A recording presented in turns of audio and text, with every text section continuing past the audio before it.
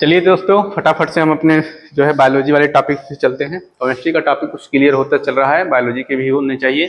ठीक है, बायोलॉजी के एक दो वीडियो छोटे छोटे बन चुके हैं और आगे हम जो है चलते हैं। ठीक है, फ्लावर में हमारे जो सेक्सुअल पार्ट होता है, लैंगिक जनन जो इसका होता है, ठीक है, लैंगिक जनन जो होता है फ्लावर में, सेक्सुअल पार्ट जो होते हैं फ्लावर के, ठीक है, उनके बारे में हमने चित्र तो थोड़ा सा देख लिया था। ठीक है, तो लैंगिक जनन में कौन से भाग आते हैं? तो लैंगिक जनन में पौधे का फ्लावर वाला भाग आता है। कौन सा भाग आता है? फ्लावर वाला। ठीक है, पुष्प वाले भाग जो होते हैं ये लैंगिक जनन में या सेक्सुअल रिप्रोडक्शन में क्या करते हैं? भाग करते हैं। ठीक है, तो भाग कौन से पौधे लेते हैं? तो एंजियोस्पर्म प्लांट जो होते हैं हमारे, ठीक है, एंजियोस्पर्म प्लांट को हिंदी में क्या बोला जाता है? ठीक है, तो एंजियोस्पर्म प्लांट को हमारे एंजियोस्पर्म प्लांट ही बोला जाता है। ठीक है, जो हमारे लैंगिक जनन में क्या करते हैं? भाग लेते हैं। ठीक है, या पुष्पीय पौधों में जनन जिसे हम बोलते हैं, तो फ्लावर वाले भाग ही हमारे जो है क्या करते हैं? जनन में भाग लेते हैं। ठीक है, तो फ्लावर के 4 भाग होते हैं। फ्लावर के कितने भाग होते हैं? 4 भाग। अगर हमने पीछे वाले चित्र में देखा होगा तो फ्लावर के 4 भाग थे। तो उन चारों भाग में कौन कौन से भाग थे? तो हमारा पहला था कैलिक्स जो नीचे की तरफ था, फिर करोला था, ठीक है, फिर एंड्रोसियम था, ठीक है, एंड्रोसियम था, फिर हमारा गायनीशियम था। ठीक है, एंड्रोसियम गायनीशियम ये हमारा हो गया। हिंदी में भी इसे लिखे थे दोस्तों, तो बाह्य दलपुंज, बाह्य दलपुंज, दलपुंज, और उसके बाद पुंकेसर और स्त्रीकेसर। ठीक है, ये फ्लावर के 4 भाग होते हैं। तो जनन में किनका उपयोग होता है? तो जनन में ये इन दोनों का जो है उपयोग होते हैं। बाकी ये दोनों चीजें जनन में उपयोग नहीं होते हैं। इन दोनों का काम जो है क्या हो जाता है? खत्म हो जाता है। ठीक है, तो फिर भी खत्म हो जाता है, लेकिन हम इनके बारे में थोड़ा थोड़ा करके क्या करेंगे? सीखेंगे कि इनके जो है क्या काम है, क्या होते हैं। ठीक है, तो फ्लावर के बारे में हम जानेंगे। पहले हेडिंग करके थोड़ा थोड़ा सा हम सीखते चलेंगे। ठीक है, फ्लावर के बारे में सीखेंगे। यूपी बोर्ड के बच्चों के लिए सब चीज़ जरूरी है, क्योंकि वो थोड़ा सा कमजोरी महसूस करते हैं, अपना वीकनेस, शरीर से मजबूत होते हैं, दिमाग से कमजोर होते हैं। ठीक है, क्योंकि वो काम ज़्यादा करते हैं और दिमाग कम चलाते हैं ना। तो यहाँ पे फ्लावर को हम जो है, फ्लावर उनके लिए हल्का चीज़ है, वैसे पकड़ के मुड़ेर देते हैं टूट फूट जाएगा। तो फ्लावर को सीखेंगे। तो पौधे का ये लैंगिक जनन अंग होता है। ठीक है, इतना इसमें लिखेंगे। सिर्फ क्या लिखेंगे कि ये पौधे के हमारे लैंगिक जनन होते हैं। ठीक है, प्लांट के ये सेक्सुअल पार्ट होते हैं। कौन से पार्ट होते हैं? सेक्सुअल पार्ट होते हैं, मतलब ये पौधे के लैंगिक जनन अंग होते हैं। हिंदी में आप भी लिख सकते हैं। ठीक है, यहाँ थोड़े से बीच बीच में टर्मोलॉजी इसलिए यूज किया जा रहा है कि इस टर्मोलॉजी से आपके ज्ञान में थोड़ा सा निखार आ जाएगा, आप अच्छे हो जाएंगे, जान जाएंगे कि क्या होता है। तो प्लांट के सेक्सुअल पार्ट होते हैं। ठीक है, और इनके जो है कई भाग होते हैं। तो कई भाग में हम लिखेंगे इनके 4 पार्ट होते हैं। कितने पार्ट होते हैं? 4 पार्ट होते हैं। ठीक है, और 4 पार्ट में पहले वाले हम लिखेंगे कैलिक्स। क्या लिखेंगे? कैलिक्स। ठीक है, अगर फूल को आपको दिखाए थे फूल लाके, ठीक है, सबसे बाहर की ओर जो रंगीन पंखुड़ियाँ थी, ठीक है, तो इसमें हम लिखेंगे ये पहले होते हैं, ये सबसे बाहर की तरफ होते हैं जो रंगीन पंखुड़ियाँ होती हैं। ठीक है, यह प्रथम चक्र है, इसके अनेक सेपल्स होते हैं, ये ग्रीन कलर के होते हैं। ठीक है, तो ये प्रथम चक्र होते हैं, कहा जा रहा है, या सबसे बाहर होते हैं। क्या लिखेंगे इसमें? सबसे बाहर होते हैं, सबसे बाहर की तरफ होते हैं, बाहर की तरफ होते हैं। और इसमें कई सारे होते हैं ना, छोटे छोटे करके, तो उनकी इकाई को सेपल कहते हैं। क्या कहते हैं? इकाई को या यूनिट जिसे हम बोलते हैं, उनकी यूनिट को सेपल बोलते हैं। क्या बोलते हैं? सेपल कहते हैं। ठीक है, और ये ग्रीन कलर के होते हैं। कैसे होते हैं? ये फूल में जो है ग्रीन कलर के होते हैं, ग्रीन कलर के होते हैं। ठीक है, ये कैसे होते हैं? ये ग्रीन कलर के होते हैं। ठीक है, इतना एक पॉइंट इसके लिए हो गया। करोला को लिखेंगे,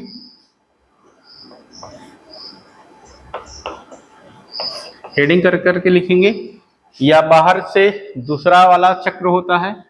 ठीक है, ये बाहर से या लिख सकते हैं कैलिक्स के नीचे पाया जाता है, ऐसे लिख सकते हैं। या बाह्य दल के पुंज के नीचे पाया जाता है, कैलिक्स के नीचे पाया जाता है, नीचे पाया जाता है, यहाँ नीचे पाया जाता है। इसकी इकाई को पेटल बोलते हैं, इकाई को यूनिट लिखेंगे, ठीक है, यूनिट को पेटल बोलते हैं। क्या बोलते हैं? पेटल कहते हैं। और इनका कलर कैसा होता है? तो फूल जो रंगीन होते हैं, ठीक है, ये करोला के कारण ही होते हैं। तो ये कैसे होते हैं? तो इनमें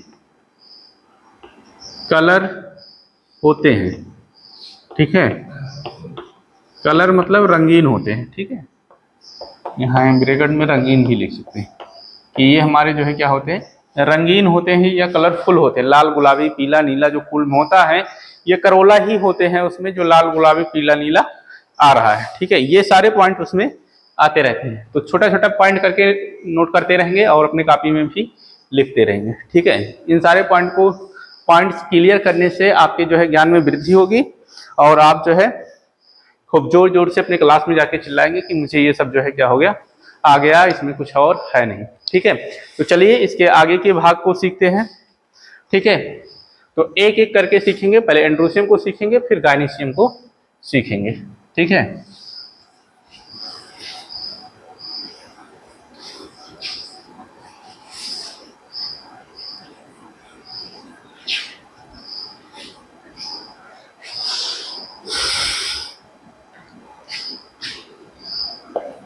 जिसे हम पुंकेसर बोलते हैं,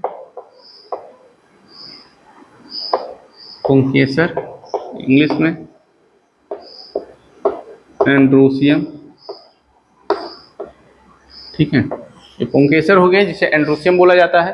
तो पुंकेसर क्या होते हैं? ये लैंगिक जनन के नर युग्मक होते हैं, या कह सकते हैं नर वाले भाग होते हैं, मेल पार्ट होता है, ठीक है। या हम लिखेंगे इसमें, यह पुष्प का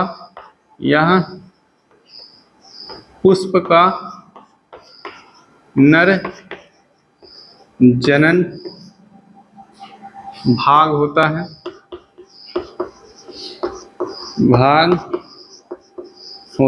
है, जिसमें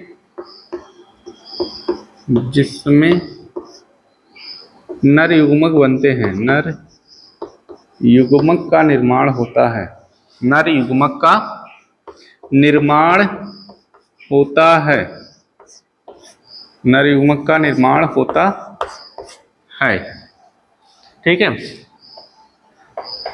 अब नर युग्मक का निर्माण होता है एंड्रोसियम वाले भाग में। तो एंड्रोसियम के बारे में चले थोड़ा सा हम सीखते हैं। तो एक एंड्रोसियम की थोड़ी सी चित्र बनाएंगे ऐसे करके,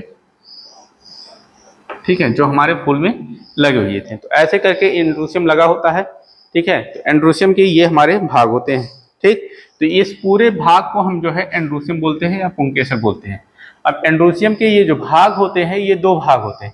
नीचे वाला भाग एक ट्यूब जैसा है और ऊपर वाला भाग कुछ छतरी नुमा जैसा बना है, ठीक है। तो नीचे वाले भाग को कुछ बोलेंगे और ऊपर वाले भाग का कुछ बोलेंगे, ठीक है। नाम इनका दोनों का है। नीचे वाले भाग को हम पुतंतु बोलेंगे। क्या बोलेंगे?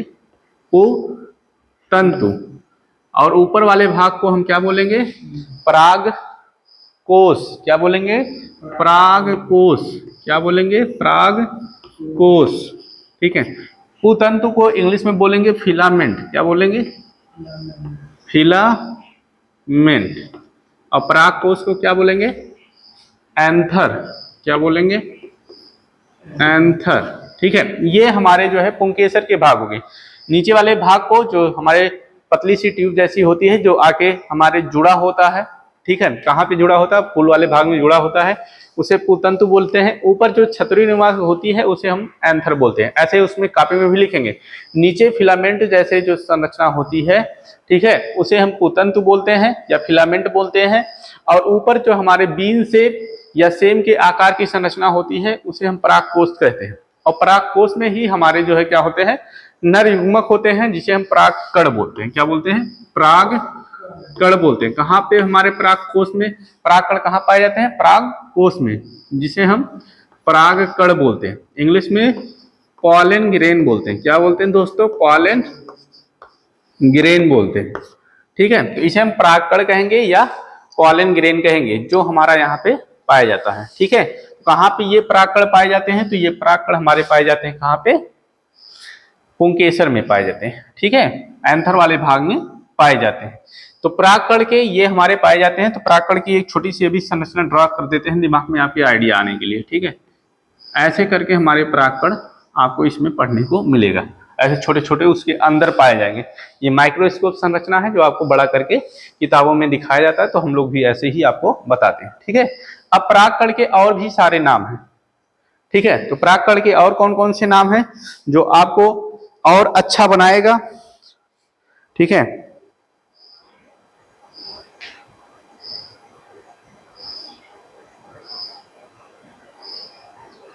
ठीक है, तो इसमें दिया नहीं है।